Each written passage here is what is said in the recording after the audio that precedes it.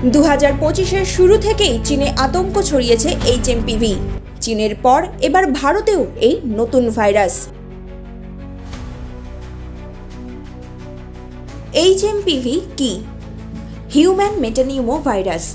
2021-এ নেদারল্যান্ডসে প্রথম এই ভাইরাসের সন্ধান মেলে। HMPV বেশিরভাগ ক্ষেত্রে সাধারণত 2 থেকে 5 দিনের মধ্যেই নিজে থেকেই সেরে যায়।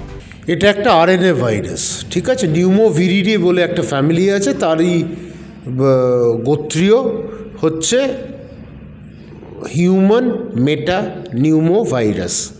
বড় বলে ছোট ফর্মে সবাই বলছে।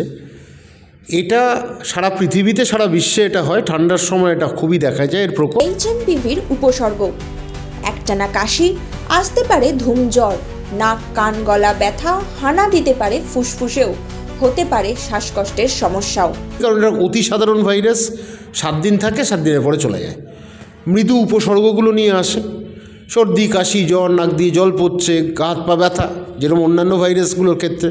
কোনো ভাইরাসের নির্দিষ্ট, খুব কয়েকটা ভাইরাস ছাড়া নির্দিষ্ট উপসর্গ নেই যেটা নিয়ে চিহ্নিত করা সম্ভব, পরীক্ষার ওপর নির্ভর করা। এখন পরীক্ষার মধ্যে কি? Nucleic acid amplification test. HMPVর নিরাময়: বিশেষজ্ঞদের মত অনুযায়ী হাত না ধুয়ে চোখে মুখে হাত দেওয়া যাবে না, বারবার সাবান দিয়ে হাত ধুতে হবে, ভিড়ের মধ্যে পরতে হবে মাস্ক। ভাইরাসটা আটকাতে গেলে প্রবেশটা আটকানো। তো প্রবেশদ্বারগুলো কী কী? চোখ, নাক,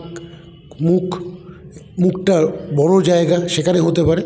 অজান্তে আমরা 11 থেকে 13 বার হাতটা মুখে দিয়ে দিই, সেইখানে হাতটা পরিষ্কার রাখতে হবে।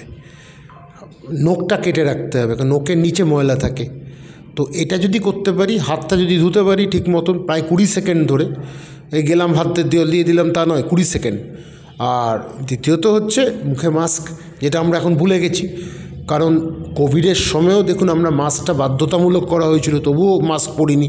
আমরা মাস্কটা যেন আবার গ্রহণ করি, জনসমাগম হলে আবার মাস্কটা করি। কিন্তু আপনারা দেখছেন ইউগান লাইভ, বাংলা খবরের শেষ কথা।